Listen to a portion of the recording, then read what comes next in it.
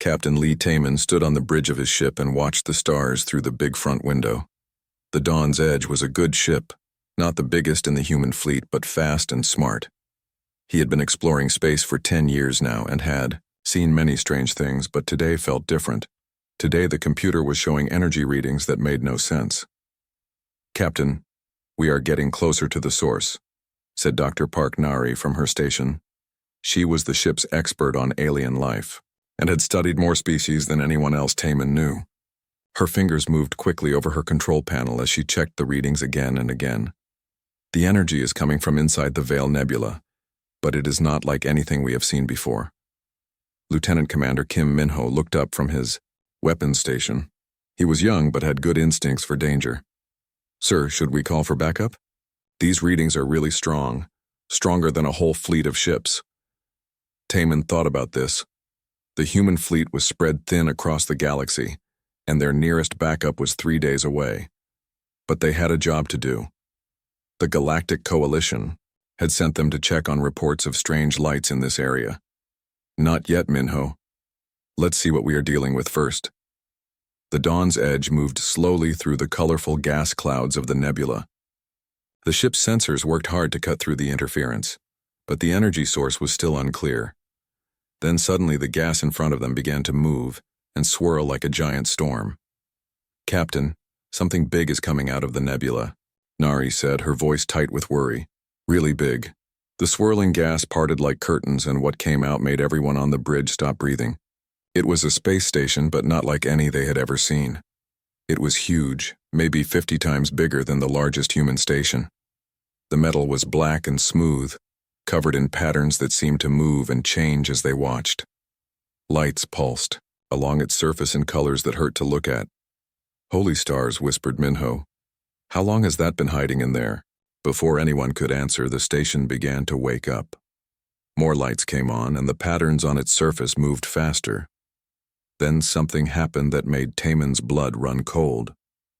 The station turned toward them, as if it knew they were there. "Captain, we are receiving a transmission," said the communications officer. "It is on all frequencies at once, and it is really strong." "Put it on screen," Taman ordered. The main screen flickered, and then showed a face that was clearly not human. The alien had pale white skin that seemed to glow, and eyes that were completely black with no white parts. Its head was longer than a human head, and when it spoke, its voice was deep and seemed to come from everywhere at once. "Small creatures in your tiny metal shell," the alien said. "You have awakened us from our long sleep. We are the Keth Moran, the first gods of the stars. We created this galaxy and all life within it. You are our children, though you have grown wild in our absence." Taman felt his heart beating fast, but he kept his voice steady. "This is Captain Lee Taman of the human ship Dawn's Edge. We represent the Galactic Coalition. We mean no harm and wish to establish peaceful contact." The alien's face showed what might have been amusement.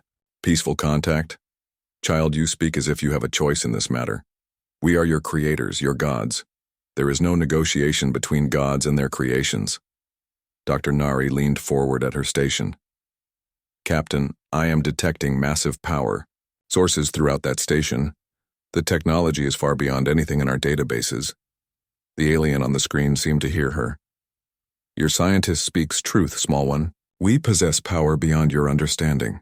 Watch now, and see what gods can do." The transmission cut off, and immediately alarms began ringing throughout the ship. "Captain, multiple ships are approaching," Minho reported. "They came out of nowhere. No warp signatures, nothing." Through the window, Taman could see sleek black ships materializing around the station. They moved without any visible engines, sliding through space like fish through water. There were dozens of them, each one larger than the Dawn's Edge. "Sir, I am getting reports from across the sector," the communications officer said, his face pale. "Every coalition patrol in the area is reporting the same thing. These ships are everywhere, and they are disabling our fleets without destroying them." On the screen, they watched as one of the black ships approached a coalition cruiser. A beam of purple light shot out from the alien vessel and touched the cruiser. Immediately, all lights on the coalition ship went out, and it began to drift helplessly. "They are not destroying the ships," Nari observed. They are just making them powerless. Like a parent taking toys away from children. The main screen flickered back to life, showing the alien face again. We are Supreme Hierarch Velthara, leader of the Kethmoran Empire. For too long we have slept while our children played with dangerous toys. The time has come for order to return to the galaxy. Taman stepped forward. What do you want from us? Want? Velthara's laugh was like the sound of ice breaking. We do not want anything from you, child. We command. You will return to your worlds and tell your leaders that the gods have returned. All military vessels will be surrendered to us. All governments will kneel before our authority. You have 30 of your standard days to comply. And if we refuse? Taman asked, though he already feared the answer. Refuse? The alien's black eyes seemed to look right through him. Children do not refuse their parents. But if you insist, on testing our patience, we will show you why we are called gods. Your worlds will burn, but not completely. We prefer our children alive even if they must be taught proper respect through pain. The transmission ended again, and this time the alien ships began to move away. But the message was clear. The Dawn's Edge was allowed to leave only because the aliens wanted them to carry their demands back to the Coalition. Captain, what are your orders? Minho asked. Taman looked around at his crew. They were scared. He could see it in their faces, but they were still waiting for his commands, still trusting him to know what to do.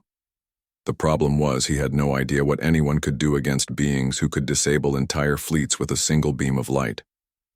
Set course for Coalition headquarters, he said finally. Maximum speed, and send a priority message ahead. Tell them the galaxy just changed forever. As the Dawn's Edge turned away from the massive alien station, Taman could not shake the feeling that they had just witnessed the end of the world as they knew it. These Kethmoran were not just another alien species. They were something else entirely, something that claimed to be gods. And from what he had seen of their power, maybe they were right. Dr. Nari moved to stand beside him at the window. Captain, do you really think they created the galaxy? Taman was quiet for a long moment, watching the stars. I do not know, Nari, but I know one thing. Gods or not, they just declared war on every free being in the galaxy. And somehow, we are going to have to find a way to fight back. Behind them, the alien station pulsed with ancient power, and more ships began to emerge from hidden places throughout the nebula. The Kethmoran Empire was waking up, and the galaxy would never be the same. The Coalition emergency meeting was chaos. Ambassador Choi Hana sat at the human delegation table and watched as representatives from 40 different species all tried to talk at once. Some were shouting in fear, others were demanding immediate surrender, and a few were actually crying.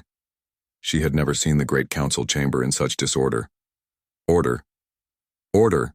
Called the Melkari chairman, his blue tentacles waving frantically. We must have calm to discuss this crisis. But calm was the last thing anyone felt. 3 days had passed since Captain Lee Taman brought news of the Kethmoran, and already 6 more worlds had reported visits from the black ships. Each time the pattern was the same. The aliens would arrive, disable any military ships in the area, and then broadcast their demands for submission. They are gods, wailed the representative from SciFiPrime. We cannot fight gods. We must surrender before they destroy us all. They are not gods, Hana said firmly, standing up. They are aliens with advanced technology, nothing more. Several representatives turned to stare at her. The Vorthak ambassador hissed through his breathing, slits. Human, your species has only been in space for 300 years. These beings claim to have created the galaxy itself. How can you be so certain they are not divine? Hana looked around the chamber. Fear was written on every face, regardless of species. Because gods would not need to threaten their children. Gods would not need to prove their power through force. These Kethmoran are bullies with big weapons, and bullies can be beaten. With what? Demanded the Arcturian delegate. They disabled the entire 4th Fleet without firing a single shot. Our best weapons are like throwing rocks at a mountain. Before Hana could answer, a new voice cut through the noise.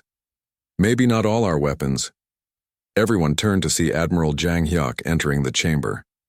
The head of Human Fleet Command rarely left Earth, and his presence here meant something important was happening. "Admiral," Hana said, relief clear in her voice, "please tell me you have good news." Jang Hyuk's face was grim. "I have news. Whether it is good depends on how much faith you have in human engineering." He activated a holographic display in the center of the chamber. For the past 5 years, humanity has been working on a classified project. We call it the Titan program. The hologram showed a ship unlike anything in the Coalition fleet. It was massive, nearly 2 kilometers long and covered in weapons and armor that looked more advanced than anything the Coalition had ever built. "What is that?" asked the Melkari chairman. "The UES Indomitable Will," Jang Hyuk replied. "A Titan class, Dreadnought, the most powerful warship humanity has ever constructed." The chamber erupted in excited chatter, but Hana noticed that the admiral did not look happy. "What's the catch?" she asked.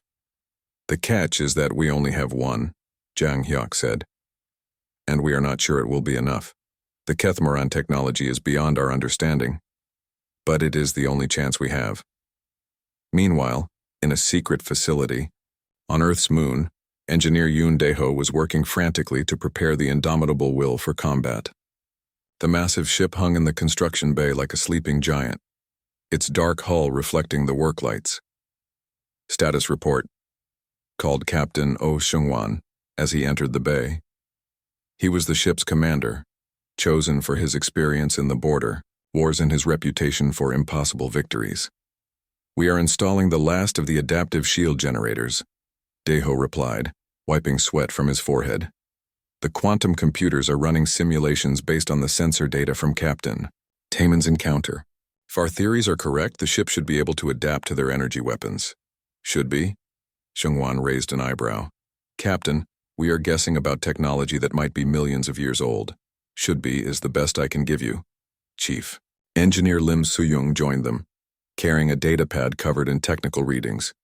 "The exotic matter reactor is stable, and all weapon systems are online.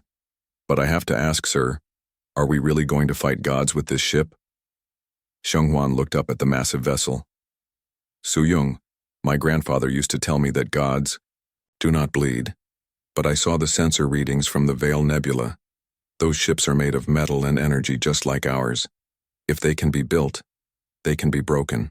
Back in Coalition space, the Kethmoran had begun their divine tour. Supreme Hierarch Velthara personally visited the capital worlds of the major species, demanding submission ceremonies and tribute. Those who knelt were spared but forced to provide resources and workers. Those who refused faced devastating attacks that crippled their defenses, but left their populations alive. Captain Taemin watched the reports coming in from his ship, now stationed at the Coalition headquarters. Each new surrender felt like a nail in the coffin of galactic freedom. "Captain," Dr. Parknari said, looking up from her analysis station, "I have been studying the recordings of our encounter with the Kethmoran. There is something strange in the data." "Strange how?" "When they used their disabling beam on the Coalition cruiser, I detected a brief power fluctuation in their ship. It was only for a few seconds, but their energy output dropped significantly." Taemin frowned. "What does that mean?" "I think it means their power is not unlimited. They may be incredibly advanced, but they still have to follow the laws of physics. Every time they use their weapons, it costs them energy." This was the first hopeful news Taemin had heard in days. "Can we use this somehow?" "Maybe. If we could force them to use their weapons repeatedly, we might be able to exhaust their power systems, but it would require a lot of ships willing to be targets." Across the galaxy, Intelligence Officer Seo Ji-won was conducting her own investigation. Working undercover on worlds that had already submitted to the Kethmoran, she gathered information about their occupation methods. What she found was disturbing. The Kethmoran were not content with simple surrender. They were studying the submitted species, taking detailed scans of their biology and technology. It was as if they were cataloging their new subjects for some unknown purpose. "They are looking for something," she reported in a coded transmission to Earth. "They scan everyone, but they pay special attention to individuals with certain genetic markers. I do not know what they are looking for, but it is important to them. The transmission was intercepted by Dr. Baek Jinwoo, a theoretical physicist, working with the Titan program. As he studied Jiwon's reports alongside the technical data from the Kethmoran encounters, a terrible possibility began to form in his mind. They are not just conquerors, he told Admiral Jang Hyuk during a secure briefing. Based on the genetic markers they are looking for, I think they are harvesting. They have done this before to other species, other civilizations. Harvesting. For what? I am not sure yet, but whatever it is, I do not think they plan to keep us around forever. As the deadline approached, more and more species began to surrender. The great coalition that had maintained peace for centuries was crumbling under the weight of fear. Only a few species still held out, and most of those were looking to humanity for leadership. Ambassador Hana worked tirelessly to hold the coalition together, but she could see the fear in every meeting. We have 18 days left, she told Admiral Jang Hyuk during a private communication. If we are going to make a stand, it has to be soon. The indomitable will be ready in 10 days, he replied. But Hana, you need to understand something. This is not a battle we expect to win. This is a statement, a declaration that some beings in this galaxy will not kneel to tyrants, no matter how powerful they claim to be. Hana nodded grimly. Sometimes, a statement is all you can make. As the days passed, the Kethmoran grew more confident in their divine authority. They began making greater demands, requiring not just resources but also cultural changes. Art that did not glorify their rule was banned. History books were rewritten to show the Kethmoran as the creators of civilization. Children were taught to pray to the star gods, but in secret facilities across human space, the final preparations for resistance were being made. The indomitable will was not just a warship, it was a symbol. Every bolt, every circuit, every weapon had been built with one purpose: to prove that no being, no matter how advanced, had the right to enslave others. Captain Oh Seung-hwan stood on his bridge and looked out at the stars. Tomorrow they would move the ship to Earth orbit. In 1 week they would find out if human determination could stand against alien gods. Captain, his communications officer reported, we are receiving word that the Kethmoran fleet is moving toward the Sol system. They are coming to Earth. Seung-hwan smiled grimly. Good. Let them come. It is time to show these gods what humans are made of. The Kethmoran fleet emerged from hyperspace at the edge of the Sol system, like a dark storm rolling across the stars. Supreme Hierarch Velthara stood on the bridge of her flagship, the massive vessel called Divine Judgment, and looked upon the small yellow star that warmed the human homeworld. Scanning the system now, Hierarch, reported her subordinate. We detect multiple orbital stations around the third planet and several patrol craft. Standard defensive positions for a species about to surrender. Velthara nodded with satisfaction. The humans had been the most vocal opponents of Kethmoran rule in the coalition meetings, but that would end today. Soon they would kneel like all the others, and the galaxy would finally be at peace under divine guidance. Take us to the planet, she commanded. I want to receive their surrender personally. But as the Kethmoran fleet moved deeper into the system, something unexpected appeared on their sensors. Between them and Earth hung a single ship, but it was unlike anything they had encountered before. It was enormous, nearly matching the size of a Kethmoran battlecruiser, and it bristled with weapons and armor that seemed to shift and move in the light. What is that vessel? Velthara demanded. Unknown design, Hierarch. It appears to be of human construction, but the energy readings are far beyond their normal capabilities. On the bridge of the UES Indomitable Will, Captain Oh Seung-hwan watched the alien fleet approach and felt his heart pound with nervous energy. Behind him, his crew worked at their stations with quiet efficiency. They all knew this was likely a suicide mission, but not one of them had asked to be transferred. Captain, we are receiving a transmission from the lead Kethmoran vessel, reported Communications Officer Nam Junho. Put it on screen. The main display flickered and showed the pale, elongated face of Supreme Hierarch Velthara. Her black eyes studied Seung-hwan with what seemed like amusement. Human child, you block our path to your world with a single ship. Do you not understand what we are? We are gods, eternal and all-powerful. Stand aside, and we will be merciful. In your judgment. Seungwon stepped forward, his hands clasped behind his back. I am Captain Oh Seungwon of the United Earth ship Indomitable Will. You claim to be gods, but I see only aliens with superior technology. And technology can be beaten. For the first time since awakening from stasis, Velthara felt something she had not experienced in millennia. Surprise. This small creature was actually defying her. Child, you do not understand the forces you challenge. We created the stars themselves. Your species is nothing but an accident of evolution that we allowed to continue. Then prove it, Seungwon said simply. If you are truly gods, surely one human ship should not concern you. The transmission cut off, and Velthara turned to her weapons officer. Show this child what divine power looks like. Disable their vessel. The Divine Judgment's main weapon charged with purple energy and fired a beam that had disabled every other ship it had touched. The crew of the Indomitable Will watched the deadly light approach their vessel. Brace for impact, Seungwon ordered. The purple beam struck the human Dreadnought's shields, and something incredible happened.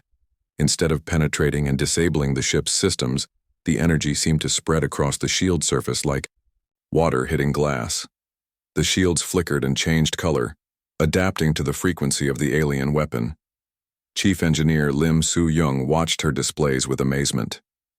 Captain, the adaptive shielding is working perfectly.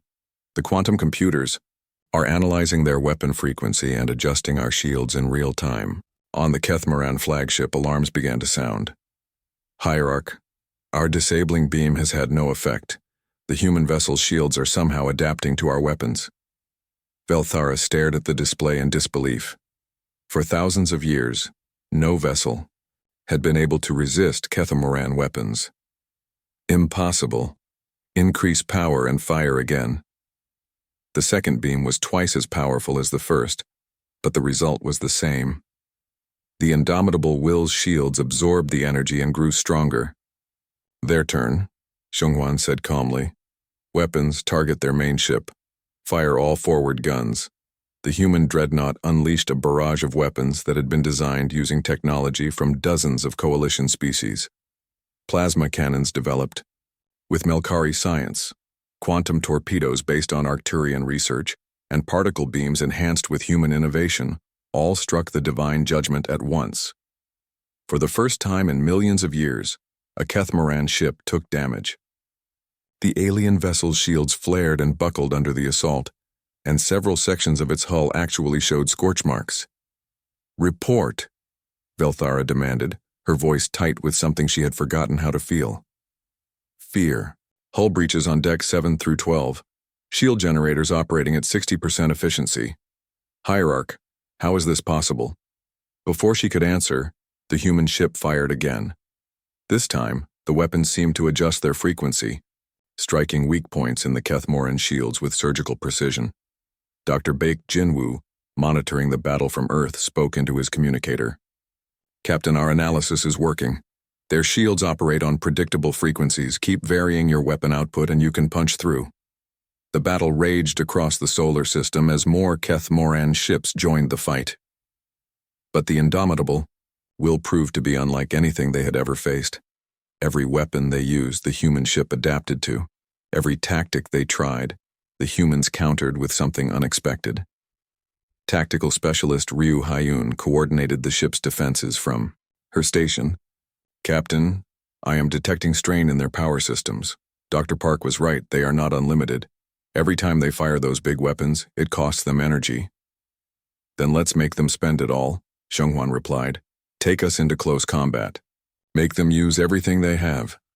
The massive human Dreadnought charged into the heart of the Kethmaran formation, its weapons blazing. The aliens were forced to use more and more of their powerful weapons to try to stop it, each shot draining their energy reserves. On the Divine Judgment, Velthara watched her fleet struggle against a single human vessel and felt something crack inside her mind. For millions of years, the Kethmaran had been supreme. They had conquered thousands of species, enslaved entire star systems, and never once faced true resistance. How are they doing this? she whispered. Her science officer provided an answer she did not want to hear. Hierarch, they appear to have studied our weapons and developed countermeasures. Their technology is a combination of multiple species knowledge, enhanced beyond our projections. Multiple species? But that is impossible. No civilization has ever successfully combined technologies from different evolutionary paths. The humans have, Hierarch. They have taken the best from every species in their coalition and made it work together. The battle continued for hours, with the indomitable will holding its own against an entire Kethmaran battle group. Captain Xunhuan walked between the stations on his bridge, encouraging his crew and coordinating their attacks. "Engine room, how are we holding up?" he asked over the intercom. "Engines running at optimal efficiency, Captain," Lim Su-young replied. "The exotic matter reactor is performing better than all our simulations predicted. Weapon status? All systems green, sir. We have used about 30% of our ammunition, but our targeting systems are getting more accurate with each shot." As the battle raged, something else was happening throughout the galaxy. On worlds that had surrendered to the Kethmoran, people watched the transmissions of the fight with growing amazement. A single human ship was doing the impossible, standing up to beings who claimed to be gods. Captain Lee Taman watched the battle from the Dawn's Edge, now part of a growing fleet moving toward Earth. "Nari, are you getting the same readings I am?" Dr. Park Nari checked her instruments again. "Yes, Captain. The Kethmaran ships are showing signs of power depletion. Their energy signatures are fluctuating more with each weapon discharge. Then they can be beaten." "It appears so. Captain, we are receiving reports from across the galaxy. Ships are breaking away from the surrender formations and heading toward Earth. Indeed, across Coalition space, military vessels that had been ordered to surrender were suddenly changing course. The sight of human defiance had sparked something in the other species, a reminder that freedom was worth fighting for. On the indomitable will, damage control teams worked frantically to repair systems that had been damaged by the prolonged battle. The ship was holding together, but it was taking a beating. "Captain, I am detecting multiple hyperspace signatures," reported the sensor officer. "Large formations approaching from all directions." Xunhuan felt his heart sink. If the Kethmaran were bringing reinforcements, the battle was over. But then the signatures resolved into something beautiful. Coalition ships, hundreds of them, arriving from every corner of the galaxy. "Sir, we are receiving a transmission from the lead vessel. It is Admiral An Kyungjae aboard the CNS Unity." The main screen split to show both the human admiral and Supreme Hierarch Velthara. The alien's face showed confusion and growing anger. "This is impossible," Velthara said. "Your species surrendered. They knelt before our power." Admiral An smiled grimly. "They knelt because they were afraid. But fear has a way of disappearing when you see that gods can bleed." Around Earth, the greatest fleet in galactic history began to form. The space around Earth became a sea of ships unlike anything the galaxy had ever seen. Vessels from 40 different species formed into battle formations, their combined firepower enough to crack planets. Admiral An Kyungjae stood on the bridge of the CNS Unity and watched as his communications officers worked frantically to coordinate the massive fleet. "Status report," he ordered.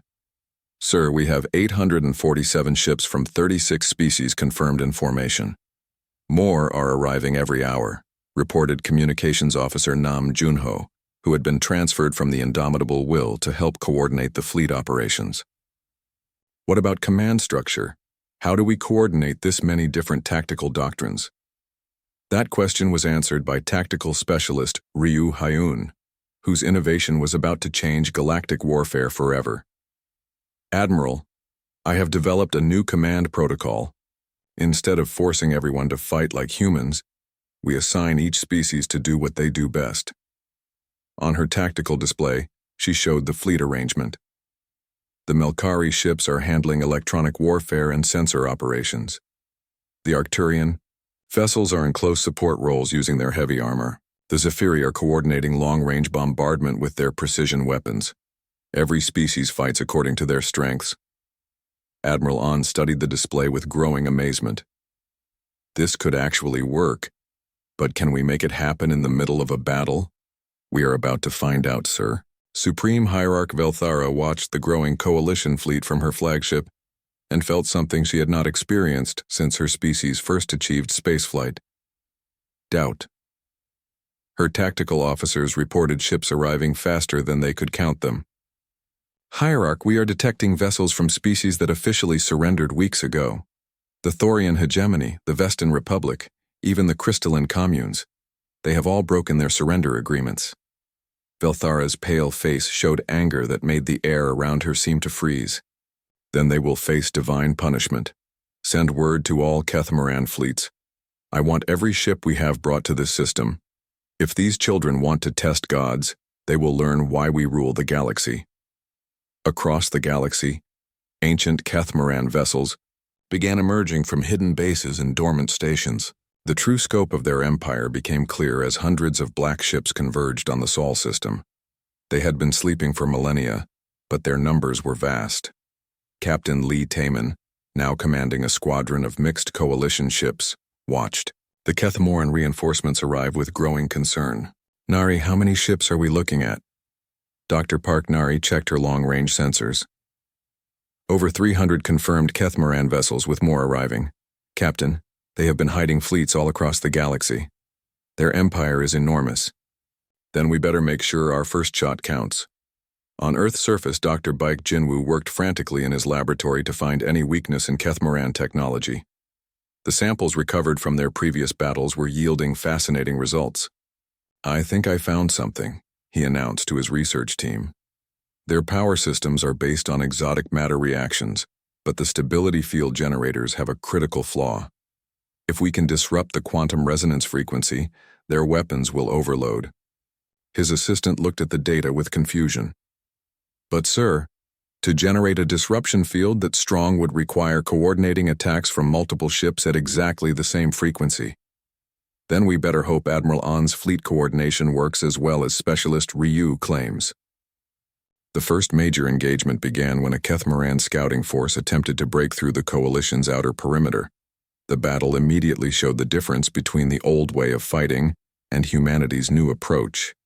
Instead of each species fighting independently, the coalition fleet moved like a single organism. Melkari ships jammed Kethmaran communications while Arcturian heavy cruisers absorbed their return fire. Zephyri precision weapons struck at specific targets identified by human tactical computers, and Thorian swarm fighters overwhelmed alien point defenses. For the first time in their long history, the Kethmaran found themselves outmaneuvered by supposedly inferior opponents. How are they coordinating so many different technologies? Demanded Velthara as she watched her advance force get systematically destroyed. Her science officer provided an answer that chilled her to the core. Hierarch, they appear to be using adaptive network protocols that allow real-time sharing of tactical data between incompatible systems. We have never seen anything like it. Because we never needed to, Velthara replied bitterly. We have always fought primitive civilizations with simple technologies. These humans have created something new. The main battle began at dawn on Earth's clock, though in space there was no day or night. The two largest fleets in galactic history faced each other across the void, preparing for a conflict that would determine the fate of every species in the galaxy. Captain Oh Seung-wan, his ship battered but still fighting after the long initial engagement, took his position at the center of the coalition formation. The indomitable will had become a symbol of resistance, and every ship in the fleet looked to it for inspiration. All ships, this is Admiral An, came the voice over the fleet communication system. Today we fight not for any single world or species, but for the right of all beings to determine their own destiny. Today we prove that freedom is stronger than tyranny, cooperation stronger than domination. The Kethmaran fleet advanced in perfect formation, their black ships moving like a dark tide across the stars. Supreme Hierarch Velthara had positioned herself at the front, determined to personally crush this rebellion against divine order. All vessels commence the cleansing, she ordered. Show these children why gods cannot be defied. The space between the fleets lit up with weapon fire as the battle began in earnest. But something extraordinary happened. The coalition fleet did not fight like any enemy the Kethmaran had faced before. They fought like a single mind with 1,000 bodies, Melkari electronic warfare ships disabled Kethmoran targeting systems, just as Arcturian battleships moved in to absorb return fire. Human vessels provided tactical coordination, while Zephyri ships delivered precision strikes. Thorian fighters swarmed alien vessels while crystalline ships provided shield support. Each species did what they did best, and the combined effect was devastating. Dr. Baek Jinwoo watched the battle from Earth's surface and saw his chance. Admiral, we need to coordinate a simultaneous attack on the Kethmoran flagship. If we can hit it with the right frequency pattern, we can overload their exotic matter reactor. How many ships do we need? At least 50, all firing at exactly the same time with weapons tuned to specific frequencies. Admiral An did not hesitate. Ryu, can your coordination system handle that level of precision? Tactical specialist Ryu Hyun's fingers flew over her controls. Sir, I am linking 50 of our most accurate gunners into a synchronized firing pattern. This has never been attempted before. Today seems to be a day for first attempts. As the battle raged, Captain Taman led his squadron in a desperate attack against a group of Kethmoran heavy cruisers. The alien ships were larger and more powerful, but the coalition vessels were faster and worked together perfectly. All ships, attack pattern Delta 7, Taman ordered. Melkari vessels jam their sensors. Arcturian ships draw their fire. Everyone else, hit them with everything you have. The attack succeeded brilliantly, destroying 3 alien cruisers for the loss of only 1 coalition ship. But as Taman watched the wreckage, he noticed something important. Nari, are you seeing this? Look at their debris patterns. Dr. Park Nari studied the sensor readings. Captain, their hull materials are showing stress fractures that suggest metal fatigue. These ships are old, incredibly old. How old? Millions of years, possibly longer. Captain, I think these vessels have been in service since before most species in the galaxy evolved. This information was quickly relayed to the Fleet Command, where Dr. Baek Jinwoo realized its significance. They are not invincible, he announced. Their technology may be advanced, but their ships are ancient. Metal fatigue, component wear, system degradation, they are all taking their toll. The tide of battle began to turn as coalition forces pressed their attacks with renewed vigor. The Kethmoran found themselves fighting an enemy that adapted faster than they could respond, using tactics they had never encountered against technologies they did not understand. But Supreme Hierarch Velthara was not finished. As she watched, her forces being slowly pushed back, she made a decision that would haunt the galaxy. Activate the Void Engine, she ordered. Her bridge crew turned to stare at her in shock. Hierarch, the Void Engine has not been used since the Great Purge. The power requirements alone could destroy our ship. Better to rule over ashes than to kneel before children, Velthara replied coldly. If we cannot have divine order, then we will have divine judgment. Prepare to demonstrate what happens when gods become angry. Deep within the divine judgment, ancient systems that had slumbered for eons began to wake up. The Void Engine was the ultimate weapon, capable of triggering stellar collapse on a massive scale. If Velthara could not rule the galaxy, she would burn it all down. The battle was about to take a turn that no one expected. The space around Earth suddenly filled with a terrible energy that made every sensor in the Coalition fleet scream warnings.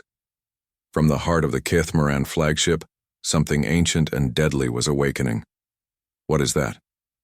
Admiral An Kyungjae demanded as his tactical displays showed energy readings beyond anything they had ever recorded. Dr. Baek Jinwoo's voice came through the communication system, tight with fear. Admiral, they are charging some kind of stellar manipulation weapon. The energy signature suggests it can trigger artificial supernovas. Captain Oh Seung-won felt his blood turn cold. They plan to destroy the entire system rather than lose. On the bridge of the Divine Judgment, Supreme Hierarch Velthara watched the Void Engine charge with satisfaction. The ancient weapon pulsed, with power that could reshape stars themselves. And soon these defiant children would learn the price of challenging gods. Hierarch, the weapon will be ready to fire in 10 minutes, reported her weapons officer. But I must warn you, the energy discharge will likely destroy our ship as well. A small price to pay for divine justice, Velthara replied coldly. Better to die as gods than live as equals to these insects. But her science officer was studying the weapon's power systems with growing concern. Hierarch, I am detecting irregularities in the void engine's resonance patterns. This technology is not of Kethmoran origin. What do you mean? The engineering principles are completely different from our normal systems. I believe this weapon was built by another species and integrated into our ships. Dr. Shin Mirai, working frantically in her laboratory on Earth, had reached the same conclusion through her analysis of captured Kethmoran technology. Admiral, the weapon they are charging is not their creation. Based on the quantum signatures, it was built by a species that the Kethmoran conquered millions of years ago. This revelation struck Captain Lee Taman like a lightning bolt. Nari, do you remember what you said about the Kethmoran genetic scans? They were looking for specific markers. Dr. Park Nari nodded. They were cataloging the species they conquered, looking for individuals with certain traits. What if those traits were the ability to build weapons like this? What if the Kethmoran are not creators but thieves? What if they have been stealing technology from every species they conquered? The truth began to spread through the coalition fleet like wildfire. The beings who claimed to be gods were nothing more than ancient pirates who had built their empire on the backs of enslaved civilizations. Captain Kang Tai-hyung, leading a squadron of experimental fighters, received new orders that would change everything. All fighter squadrons, we are going to attempt something that has never been tried before. We are going to fly directly into the heart of their flagship and disable that weapon. Sir, that is suicide, replied his wingman. Maybe. But if we do, not try, they will destroy Earth and every other world in this system. As the fighters began their desperate attack run, something else was happening throughout the Kethmoran fleet. The truth about their empire's history was being broadcast on all frequencies by coalition intelligence officers. The message was simple but devastating. The Kethmoran were not gods but genocidal tyrants who had built their power by destroying countless civilizations and stealing their knowledge. On many Kethmoran ships, crew members who had never questioned their divine superiority began to have doubts.